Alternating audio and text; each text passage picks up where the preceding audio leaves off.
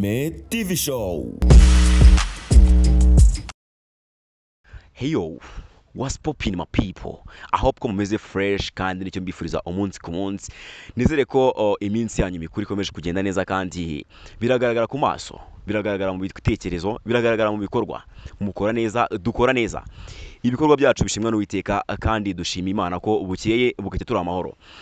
Tutirengagije ko hari abarwaye bari mu bitaro dusabwa kubasengera umunsi ku munsi kugira ngo Jah cyangwa se Rurema cyangwa se Allah aborohereze muri rusange nabo bagende bagira gute bamera afresh.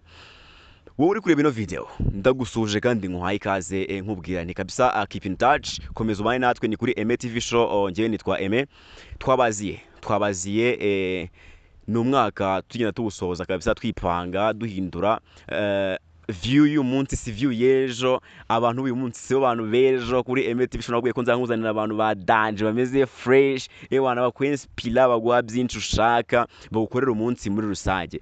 Uyu munsi natinze rero my people mu mpindabo nkwiye kabisa nazanye abantu ba danje wana sinzi niba ari kapo sinzi niba ari iki ariko uyu munsi wana turasobanukirwa byinshi birenze kabisa kubera ko baratuganiriza bya danje tugiye kwijandika noneho mu kintu cyiswe love bro. Wana tugiye gusesengura ikintu cyitwa urukundo bro. Ese ubundi bimeze bite? Wana ko murabizi neza cyane ko channel yacu ntabwo tujya mu byoshya, tuvuga ibyubaka u Rwanda kandi tubazana amakuru meza agezweho aryoshye, updates bang after bang, tukabazanira abantu benshi ba celebrities, tukabazanira ndetse n'abasesenguzi bagiye batandukanye. Uyu munsi turabijyanisha muri uwo mujyo tugende tubihuza kabisa tuvuga tuti ese muri showbiz arimo iki, urubyiruko rumeze rute muri no minsi mikuru biri kugenda bite muri rusange. So my people, ntabwo nzi uko nabivuga, sinjya mbona amagambo gusa uyu munsi wa none ryatsinda mwe mumenyereye twagize gutya twunguka mushiki wacu, twunguka amaraso mashya, tugirirwa umugisha wo kwakira umwari udasanzwe, umwari mwiza pe. I'm telling you, sinzi kabisa. Sister, how are you? I'm okay. Umeze fresh? Yeah. So nyine just nge nishimiye kwakira nubwo utaratubwira ngo urinde, nishimiye kwakira no kuri Aime TV Show. Thank you. Uribwira abanyarwanda urinde yego. Yeah, ubusanzwe amazina yanjye ni Umuhire Françoise, ariko abantu benshi nyine banyita Fanny. Yego ndi umukobwa w'imyaka aho ngaho ni wanga. Okay. Yeah, nanjye nishimiye gukorana ikiganiro namwe. Okay, natwe turakwishimiye cyane, urabibona kabisa ko ibintu ni sawa, ni fresh, tumeze neza. Uyu munsi uwakira gute, ufashe gute kuba turi kumwe uyu munsi, hari ikintu ugiye kubwira abantu, hari ikintu ugiye kugeza ku bantu kandi bakurikira ari benshi, ubyakira gute? So no munsi ni umunsi mwiza cyane kandi ni umunsi w'agaciro. Ndatekereza usibye natwe n'abandi bantu benshi bari bubashe gukurikirana ibi, hari ibintu byinshi bari bubashe gusobanukirwa n'ibyo bari bubashe kunguka. Okay, thank you so much. Kurundi ruhande, a fashion killer, G-Father, wagwan bro. Yo, gwan brother. Umeze fresh? Yeah, ni boss sana ameze fresh. Ewa ndagira ngo wowe noneho mbere y'ibindi byose, ewa bro uramfite kabisa, ewa ni cyangwa ubuhagaze man gisinzi. Ese ubikisha iki bro? Nyine kuba ufite cyangwa cya fresh, nyine umeze neza ugaragara neza nk'abajene, ubikisha iki brother? Nakubwira ko ari ibisanzwe ariko nk'umwihariko burimo nyine no gutegura kuko n'ubundi ibintu niberamo ni ugushaka imideli ndetse no kuyihimba. So iyo nanjye nigeragerejeho rwose mba ndi kubikora fresh cyane. That's good. Amazina witwa nde ubundi tukomeza ikiganiro tukamisa twamenye tuvuga tukabisa ibintu biza kugenda fresh? Yes, ngiye nitwa Boaz Urwibutso kabisa niryo zina ryanjye. Ariko Boaz Urwibutso ashobora kufitaga agasirino cyase, ashobora kuba umuhanzi ukora ko ukuntu wamanutse naga bisanzwe nta kantu nyine nakuziho ka danje kagasirino. Okay, AKAs yanjye ni Acid Boy Sparkler. Oh, wow, nari negeje nkaho kabisa Acid Boy Sparkler and Funny. So uyu munsi rero murabona ko turi buze kugira ibihe byiza kandi bya hatari bro. Ndagira ngo ntangire ku kantu gatoya cyane imbabaza nk'abajene nk'abajene kabisa turi mu minsi mikuru ese noheli bonane muyizihiza mute mwebwe ubusanzwe ndahera kuri uyu musista Fanny noheli yawe ubundi biteye gute umva ufata maybe boyfriend agusohokana and then muga having fun muga mukishima ko ari ibyo mwagezeho ese noheli nyine dusangiza noheli yawe biteye gute ya njye noheli yanjye uko njye mbifata kuri njye cyangwa se mu buzima bwanjye ntabwo numva ko noheli ari ugusohoka ngo ujye kuryoshya n'abantu cyangwa se n'uwo boyfriend wawe ahubwo kuri njye ukuntu noheli nyifata numva ari umunsi nyine bamwe babyita ngo ni umunsi usanzwe ariko mu by'ukuri ntabwo ariko bimeze ariko nanone ntabwo ari umunsi wo kugira ngo abantu bajye gukora byinshi njya mbona bakora cyangwa se byinshi bajya gukora ahubwo ni umunsi nk'abakristo nyine babyemera ni umunsi mwiza cyane ni umunsi ahubwo na wa muntu utizeraga cyangwa se wa muntu utari ufite icyizere muri we ni wa muntu ugomba kujya gusenga akumva yishimye nyine akumva uwo munsi ari umunsi w'agaciro bitewe n'ukuntu afata noheli niba asobanukiwe bya nyabyo noheli aba agomba kugira ikintu akora apana kujya ku nyine bya bindi urubyiruko dukunda kujyamo nawe uzi ntabwo noheli ari icyo ngicyo kuri njye noheli ni umunsi w'agaciro cyane ni umunsi nibuka ibintu byinshi nk'umukristo so noheli ntabwo njye mfata umwanya wo kujya gusohoka noheli umunsi wanjye wa noheli njya gusenga nkasangira n'inshuti zanjye bisanzwe na famiye yanjye tukishima kuko ni umunsi w'ibyishimo okay urakoze cyane ajya gusangira n'inshuti ze akajya gusenga ndetse akagira ibihe byiza muri rusange ariko n'uyu mujene nawe yadusangiza kabisa ese Christmas cyangwa se bonane nyine ubundi niwe munsi kuri wowe kabisa uvuga uti hano niho mfite I take my time and then celebrate cyangwa se nkagira byinshi nyine mvuga nkashira hasi nkavuga ni byagenze gutya bitaragenze neza n'ibi ngibi wowe iminsi mikuru nyine ifata gutya muri rusange okay njye muri rusange iminsi mikuru mpereye nko kuri noheli ni umwe mu bantu bakeya batayizihiza ariko bonane nayo ntabwo biba bifite ireme rinini cyane gusa ikintu mba nzi cyo ni uko nshimira Imana yuko umwaka urangiye nkaba ngiye gutangira uwundi byaba byiza cyane nkaba ndaha amahoro nkahita mfata ingamba zikomeye zishyushye cyane kugira ngo uwo mwaka nzagukoremo ibintu bitandukanye kandi bikomeye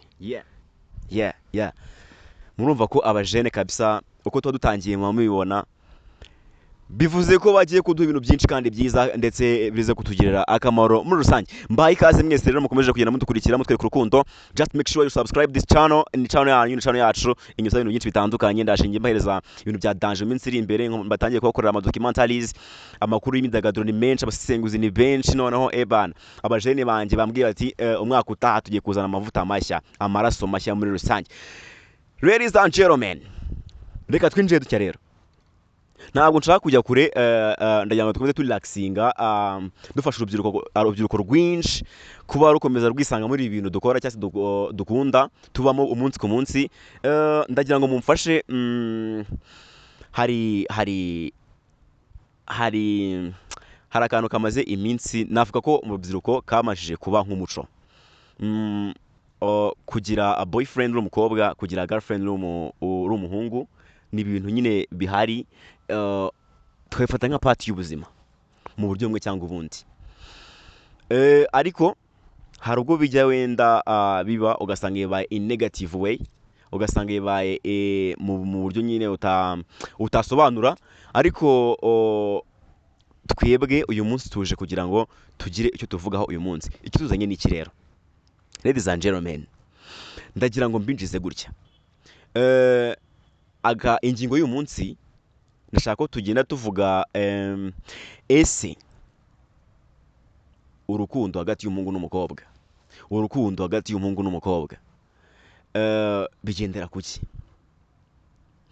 turi kugenda duhura na kesi nyinshi aho usanga umwana w'umukobwa ku myaka like 18 arakubwira ngo nyina akundana n'umusore ufite imyaka 18 cyangwa 19 umwana w'umukobwa ku myaka 17 cyangwa se 20 arakubwira ati ntabwo nakundana n'umwana w'umusore w'imyaka 20 never I can't umwana uri muri kaminuza arakubwira ati ngise nshobora gukundana n'umwana n'umunyeshuri uri muri kaminuza it is on my level so ndagira ngo uyu munsi rero abasesenguzi dufite cyangwa se abajene turi kumwe uyu munsi badufashe batubwire ese ubundi ni ikihe kintu gipima cyangwa se ni ikihe kintu kigufasha kureba kumenya umuntu ukwiye kuba uri kumwe nawe muri relationship? Ese bigendera kuki nyine bidependinga kuki kugira ngo umenye umuntu muba muri kumwe muri relationship? Ndagira ngo mpere kuri mushiki wacu yitwa Fanny. Fanny, ndagira ngo utubwire, ese nkawe ubitekerezaho iki ku bana b'abakobwa benshi, ndetse sinzi niba wowe ubyemera ko ibyo bintu biriho, ko kuvuga ngo wenda ngo ntabwo ashobora kwemera ko umuntu bangana cyangwa se bari mu kigero kimwe bajya mu rukundo. Wowe ingingo nyine, iyo ngingo wumva iki, uyifite ibitekerezo uyivugaho iki muri rusange? Yego. So ku giti cyanjye njye numva icyo kintu abantu benshi nubwo bagitekereza bakumva ko ari cyo, ariko njye numva atari byo, kuko igihe cyose ushobora guhura n'umuntu utitaye kuko wenda muri kuri level imwe, cyangwa se wenda utitaye kuvuga ngo murangana cyangwa se uramuruta, urugero nko ku basista, mba numva ibyo ngibyo, urukundo ni ikintu kizana, kandi urukundo nyine ni ikintu uba utagomba kuvuga ngo, ntabwo ari ikintu uba ugomba kuba wavuga ngo rurajya hano. Iyo uhuye n'umuntu ukumva umukunze, ushobora kumukunda mungana nk'uko wabivuze, ndamwiga hamwe cyangwa se ndayiga munsi yawe cyangwa hejuru yawe. Icya mbere ni urukundo, cyangwa se intego ufite kuri uwo muntu cyangwa intego wagufiteho. Njye numva ko nyine ari urukundo rwa nyarwo, umuntu uwo ari wese rwamugeraho. Ntabwo ari ngombwa ngo uvuge ngo kubera ko ngo n'umuntu ngo ndi umusista ngo ntabwo nakunda umuntu tungana, wahise utabikora. Njye numva ko ari umuntu ufite urukundo rwa nyarwo, atari ukuvuga ngo wenda nkunze uriya muntu kuko ari cyo mukuru. Abenshi nk'iyo umusista avuze ngo ndashaka umusore mukuru, akenshi abateganya ko wenda uwo musore wenda avuga ati wenda niwe umaze kugira amafaranga, niwe ufite ibitekerezo, ariko ibintu byose birashakwa. Mubaye mungana mukaba muri kuri level imwe, mwakundanye, n'ibindi byose byaza. Oh wow, amazing. So mbere yuko tuza kugana wenda ku gisa nk'umwanzuro w'icyo kintu, ndagira ngo mugenzi wawe uyu mujene kabisa nawe numve, ese ari ku ruhande rwawe, ashyigikiye ko umukobwa yaba open kuri buri musore wese cyangwa se kuri muntu wese, atitaye ngo aramuruta cyangwa ntagamuruta? Wowe ubitekerezaho iki mujene wacu? Okay, njye rero ndagendera ku bintu bitandukanye ngenda mbona, nk'ubu ku mashuri cyangwa muri kaminuza nk'uko wabivugaga, njya mbona abakobwa wenda tuba tungana cyangwa bangana n'abandi banyeshuri bisanzwe, kabisa mbona nta kintu babafataho. Uti kubera iki? Umukobwa arakubwira ati njyewe nshaka umusponsor bro, umuntu tuzajyana kuri date akishyura biri adasakuje ngo hehe. Ibyo bintu byose wabireba ugasanga umuntu muri kungana ameze nk'ugusiga. Ubundi hari abahanga bajya babivuga bakavuga ngo umukobwa mungana ku myaka nyine kwa abakurusha ngo imyaka 2 hejuru cyangwa 3. Ibyo bintu ngiye ni gutyo mbifata. Ubwo sinzi niba ariko kuri wenda cyangwa abantu bose babyemera gutyo, ariko nshingiye ku byo ngiye nabona rwose mbona umukobwa mungana bitagenda bihura pe. Ntabwo bigenda bihura. Reka nivange mu ngingo. Ndagira ngo umfashe ako kantu waruvuzeho ko kuba umukobwa wenda aba atagetinga wenda se umusore uzamujyana kuri date akaba yabasha kuba yabyimba iyo biri akayishyura. Ese hari itegeko rivuga ngo umuhungu niwe muntu wenyine uzasohokana umukobwa, niwe ufite inshingano zo kwishyura biri, cyangwa ni amafilozofi yagiye mu bantu nyine gutyo gusa cyangwa byahinduka? Icyo mbona cyo nuko biri mu bantu, ariko bishobora guhinduka kubera ko cyane cyane wenda mushiki wacu aradufasha. Sinzi impamvu ariko bimeze uyu munsi, sinzi n'impamvu wenda n'umukobwa iyo abitekereje bayumva ko umuhungu ari bwishyure. Niyo mpamvu ndi kukubwira ngo ku mpamvu z'umutekano w'urukundo rwanyu, nibura wagakunze umuntu afite iyindi myaka kurusha cyangwa ikindi kintu kurusha kugira ngo bikomeze kugenda neza. Ariko ubwo sinzi impamvu mu by'ukuri ari gutyo bimeze. Okay, ndacyakuriho, sinzi impamvu nakwibasiye cyane. Ku bitekerezo byawe, opinions zawe, uko ubitekereza, uko ubyumva, uko we ubibona, washyigikira ko umwana w'umukobwa w'imyaka 18 yankatira njyewe nka Aime, wenda turi mu kigero kimwe cy'imyaka 18 n'urugero, akemera gukundana n'umusaza ufite imyaka 65? Okay, none se bro, reka mbwire, uyu munsi ikibanza kiri kugura miliyoni 10, right? Ukareba inkwano ni miliyoni cyangwa kuzamura.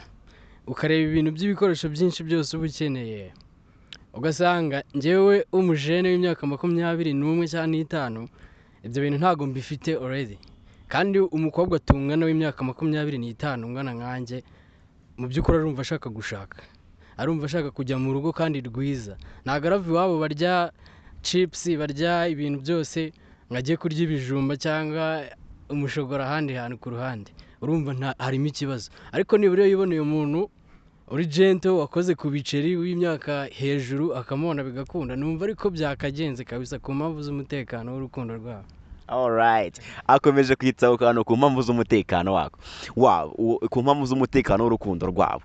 Ako kantu ko ntari gusobanukirwa, ko nta kintu mfataho bro ko nta kintu mfataho. Impamvu z'umutekano wabo ese zidefiningwa n'amafaranga? Urukundo nyine, urukundo n'amafaranga, ese urukundo rufata gute? Mu by'ukuri urukundo si amafaranga, ariko amafaranga nayo agize igice mu rukundo kubera ko atuma mubaho ubuzima bwiza, reka mbivuge gutyo. Usibye ko wenda si ukuvuga ko abakene batakunda cyangwa ngo bakundwe, ariko nyine biba byiza iyo muhuje mwese mufite financial stability, nibura ukavuga ngo uyu mwaka uyu n'uyu ubanye n'umuntu ariko hari ukuntu mubayeho nyine, ntabwo ari ngombwa ngo muba abakire mu bingagari nyine mu makaritsiye, ariko iyo harimo ufite ubushobozi cyangwa mubufite mwese birafasha cyane. Ewana, thank you my brother, urakoze cyane kabisa, usesenguzi bwawe, ibitekerezo byawe ni ingenzi kandi ni nyamibwa, ndetse ni byiza cyane muri rusange. Ariko ku rundi ruhande ntago njya mpeza iyo akabazo kabaye trick kaba numvishe kanshanze mpita ndeba n'undi muntu ku rundi ruhande. Ese Fanny, amafaranga avuze iki mu rukundo ubundi mu busanzwe? Wowe utekereza iki?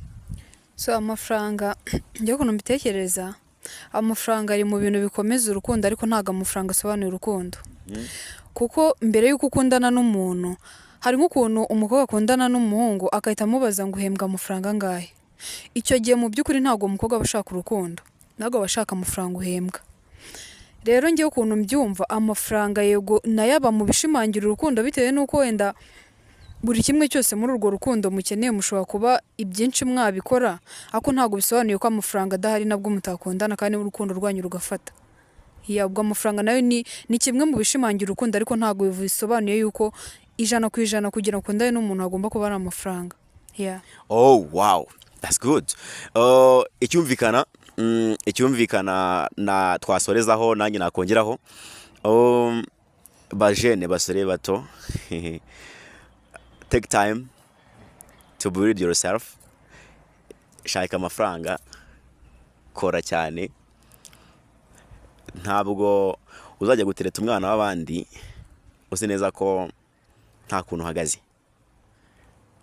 Nkuko bisobanuye, ntabwo urukundo ari amafaranga, ariko amafaranga ni kimwe mu bice bikomeza urukundo, kubera ko urwo rukundo rwanyu kugira ngo rurambe ukenera kwambika umugore wawe impeta, ukenera kumutuza heza, ukenera kuba yariye, mwese mwariye, umuryango umeze neza, abana bambaye mu gihe mwazaba mubafite, byose kandi bigaruka he? Mu mafaranga. So mbere yuko wirukanyira gushaka urukundo, gerageza kubukora cyane. Wenda iyo ugaragaza ibimenyetso byo gukora, amafaranga agenda aza, n'urwo rukundo ukaba wagenda urubona, ariko kora cyane, and then we investing nyine mu gutereta abakobwa benshi buri munsi. Ufata umukobwa umwe, ejo undi yawukatiye, bizagutuma ucika amazi, wikisuzuguza ba wowe, and then bizagenda bikunda. So money will come. Alright, okay. Sinzi kabisa, sinzi ko ikiganiro cyacu mukibonye, sinzi ko muri kugenda mukibona. Dukeneye ibitekerezo byanyu, gusa ndagira ngo buri muntu wese ngende muhereza kabisa iminota mikeya, y'amasegonda makeya, and then atubwire kuri we uyu mwaka wa 2025 uyu ni umwaka umusize gute? Ni umwaka yishimira iki? Ni umwaka ese ni umwaka wagenze gute muri rusange? Ni umwaka defining gute? Agenda banabihuza na showbiz. Urumva ko ntabwo twajya kure ya topic zacu na showbiz muri rusange. Mbese umwaka rumeze gute? Ni umwaka yabonye gute kuri we personally, ndetse no mu bundi busanzwe nyine mu bisanzwe? Ndahera kuri Acid Boy. Umujene, uyu mwaka kabisa ntabwo byari byoroshye. ntabwo byari byoroshye ariko turashima Imana ko uyu munsi none bimeze neza, kugenda umera fresh, abantu barabizi, abatabizi nabo mwuka wera bagenda basobanurira, gusa turi gushima Imana kabisa. Ariko wowe ku bwawe umwaka kugendekeye gute 2025, ibonye gute, winjije gute 2026? navuga ko umwaka wa 2025 urangiye neza, aka kanya ni sawa, ariko mu buzima busanzwe n'ubundi ubuzima ni ups and downs, tujya duhura n'ibintu bikomeye, tujya duhura n'ibintu byiza tukabyishimira, but uyu mwaka wonyine uratandukanye kubera ko habayemo ikintu nkeka ko gikomeye kuri jewe, bigendanye n'ama-accident n'iki, so ariko urangiye neza kubera kuba byonyine umuntu yarayirokotse, ubuzima bukaba bukomeje kwiyubaka gake gake, ndashima Imana cyane kabisa. Noneho ibindi byo uyu mwaka wari ushyushye cyane mu mashowbiz, ibintu ku mihanda byari bishyushye kabisa. Noneho ikintu gitangaje ni ukuntu uyu mwaka ugiye kurangira bya bifi bibiri by'ibikoko binini cyane bimeze gutya. Ni ku itariki ya mbere haramurara nditegura imiriro myinshi cyane. Uzaba waryamye? Ngomba kuba mparyamye. Na ticket turazifite bya atari, turi mu myanya y'imbere turi kureba ese ni gute ibifi bibiri bizabihanganye, who is the best. Ubwo icyo ashatse kuvuga ni The New Year Groove, ni igitaramo cya The Ben kiba ngaruka mwaka, aho kuri uno mwaka ari umwihariko kubera ko yifuje kuba yakorana na Bruce Melody nk'umuhanzi mukuru bakomeza kugenda bahanganisha, ndetse ninde urenze, ninde ni who is the best, muri ubwo buryo rero urumva ko umujene ntabwo byari byaragenze neza, ariko turashimana ko yabashije kurokoka accident, ndetse turashimira n'abantu bakomeje kugenda bamugaragariza urukundo. Shout out to you, your support, your kindness, love, your presence, ni ibintu bya danger nyine. God bless you, kandi nawe Imana ikomeze imukomereze amaboko, kandi kugera kuri siko gupfa, kandi warabibonye ubu ni ugutanga amashimwe, on then ibintu bikazagenda neza. Miss Fanny, ladies and gentlemen, uyu mwana w'umukobwa rero reka manze mukubwira gatoya kugira ngo mbere wenda ko agira ikintu avuga. Abari pose, arakuze mu mutwe nyine, afite itekerezo byiza, ushaka n'umuntu akugira inama, n'umuntu wakufasha nyine ku handling some problem you have nyine, mu buryo bumwe bwose, mu buryo bwo bwose to. So nawe rero sinyamuntu ko musobanura, n'umuntu wa danger, n'umuntu udasanzwe, but uyu munsi wowe nicyo wishimira muri 2025 kugeza uyu munsi wa none, ndetse 2026 uyinjiranyemo iki, kandi umwaka wabonye gute mu myidagaduro? Uyu mwaka rero ukuntu wagenze kuri njyewe, ntago navuga ko ibintu byose byagenze neza, kuko nta gihe umuntu azabaho adahura n'ikibazo runaka. Gusa nanone icyiza ni uko buriya iyo ugihumeka umwuka w'abazima buriya biba ari iby'ingenzi. Kuba aka kanya byonyine duhumeka ibyo birahagije, ni n'ikintu dushimira Imana. Gusa nanone uyu mwaka dutangiye ni umwaka wo gukora cyane, kandi akaba ari n'umwaka wo guhitamo ibintu bya nyabyo, inshuti nshyashya, abantu nyine, abantu bose bari mu buzima bwacu. Rero ndakeka uyu mwaka tugomba kujyanamo ingamba zirenze izo twari dufite. Yego, nibyo ngibyo, ndumva nta bindi birenze navuga birenze aho ngaho. Wowe se ubibona gute ibintu bijyanye n'imyidagaduro? We mwaka wagenze gute? Uritegura gusohokera he cyangwa se uritegura kuwusoreza hehe? Ndabizi ntabwo uri bawadi cyane no gukunda gusenga, ariko wanagira n'ukuntu da wigenza ukavuga uti nanjye njye kureba ahantu bibera. Njyewe ntago ndi umwe mu bantu bakunda gusohoka, sinzi, ntago nzi impamvu, ariko ntago ndi umwe mu bantu bakunda gusohoka. Gusa nanone bidasobanuye yuko nanone nzigunga, njye nditegura yuko nzakora buri kimwe cyose nyine kizatuma nishima, ariko ntago numva ko ari igihe kizagira ngo mvuge ngo njye ngiye gusohoka. Byangora nyine, byagorana, ariko nzi neza yuko uyu mwaka uzaba w'ibyishimo kuri njyewe n'abari hafi yanjye bose, kandi nyine bose ndanabashimira buri wese abaye hafi yanjye. Okay, ni abantu bakomeye, ni abantu b'agaciro, ni abantu b'ingenzi, kandi ni abantu beza muri rusange. My people, twagana ku musozi w'ikiganiro cyacu uyu munsi, tukabashimira mwese mwakomeje kugenda mudukurikira kandi mutwereka urukundo. Mukomeze mushyigikire channel yacu, channel yanyu Aime TV Show. Duzakomeza kugenda tubazanira abantu benshi kandi babaganiriza byiza. Gusa nkurariki ibiganiro bikurikira bizagenda bigaruka cyane kuri kino gitaramo tugiye kwinjiramo cya The Ben ndetse na Bruce Melody, The New Year Groove, kugira ngo mwese mukomeze kugenda mubana natwe kugira ngo muzagende musobanukirwa kandi mubona ibyiza bigiye bitandukanye. Nagushimira cyane Fanny ku munsi wawe, ku bitekerezo byawe byiza. Thank you so much. Thank you so much Mr. Boazi Acid Boy. Yes, thank you brother. Thank you audience. Ciao ciao, bye bye. Turi kumwe turakunda cyane. Love, much love.